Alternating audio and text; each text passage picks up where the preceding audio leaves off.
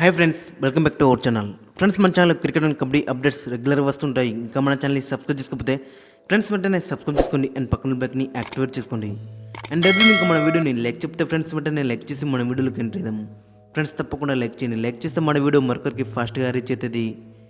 ఇక దంచుకొట్టిన Jaiswal and Dubey series భారత్దే కైవసం. ఆఫ్ఘనిస్తాన్తో జరుగుతున్న 3 మ్యాచ్ల టీ20 సిరీస్ను టీమిండియా మరో మ్యాచ్ మిగిలి ఉండగానే కైవసం చేసుకుంది. యశస్వి జైస్వాల్, శివన్ దుబే మెరుపు ఇన్నింగ్స్తో అక్కడ రోహిత్ శర్మ మరో మ్యాచ్ మిగిలి ఉండగానే సిరీస్ను అయితే కైవసం చేసుకుంది. తొలుత బ్యాటింగ్ చేసిన ఆఫ్ఘనిస్తాన్ నిర్ణీత 20 ఓవర్లలో 172 పరుగులకు ఆల్అవుట్ అయింది. 173 పరుగుల లక్ష్యంతో బరిలోకి దిగిన భారత్ మరో 26 బార్లు మిగిలి ఉండగానే అక్కడ సునాయాసంగా లక్ష్యాన్ని ఛేదించింది. యశస్వి జైస్వాల్, శివన్ దుబే అర్ధ శతకాలతో భారత్కు విజయాన్ని అందించారు. ఈ మ్యాచ్లో టాస్ గెలిచిన భారత్ ఫస్ట్ ఫీల్డింగ్ ఎంచుకుంది. ఆరంభం నుంచి ఆఫ్ఘనిస్తాన్ ధాటుగా బ్యాటింగ్ చేసింది. తొలి వికెట్కు 20 పరుగులు జోడించారు. కానీ ఆ తర్వాత వెంటనే వికెట్లు కోల్పోకుంటూ వస్తున్నారు. అనంతరం గుల్బదీన్ నయీబ్ ఆఫ్ఘనిస్తాన్కు మంచి స్కోర్ అందించాడు. కేవలం 35 బంతుల్లోనే 5 4లు 5 సిక్సర్లతో అక్కడ 57 పరుగులు చేశాడు. ఇతడొక్కడు మినాయిస్తే ఎవరు కూడా అంతా ఆడలేకపోయారు. లాస్ట్లో వచ్చిన కరీం జనాత్ అండ్ ముజీబ్ కలిసి అక్కడ 40 పరుగులు జోడించారు.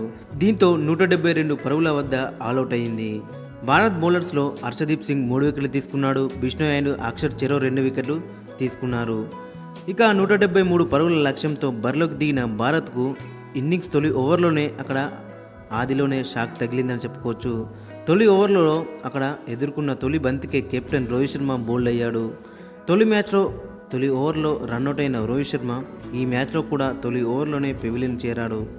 ఇక తర్వాత 14 నెలల తర్వాత టీ20లో బరిలోకి దిగిన విరాట్ కోహ్లీ మాత్రం ఉన్నంతసేపు మంచి టచ్లో కనిపించాడు. మంచి షాట్లతో అలరించాడని చెప్పుకోవచ్చు ఫ్యాన్స్ని. 16 బాల్లోనే 29 పరుగులు చేశాడు. మరోవైపు జైస్వాల్ మాత్రం బౌలర్స్ పైన విరుచుకుపడ్డాడని చెప్పుకోవచ్చు. ఇక దూబేతో కలిసి ఆఫ్ఘనిస్తాన్ బౌలర్స్ని ఓ ఆట ఆడుకున్నాడని చెప్పుకోవచ్చు. జైస్వాల్ కేవలం 34 బంతుల్లోనే 68 పరుగులు చేశాడు. 5 4లు 6 సిక్సర్లతో అలరించాడు. మరోవైపు శివన్ దుబే కేవలం 32 బంతుల్లోనే 5 4లు 4 సిక్సర్లతో 63 పరుగులు చేసి అజేయంగా నిలిచాడు. దీంతో మరో 26 బంతులు ఉండగానే టీమిండియా టార్గెట్ని అయితే ఛేదించింది.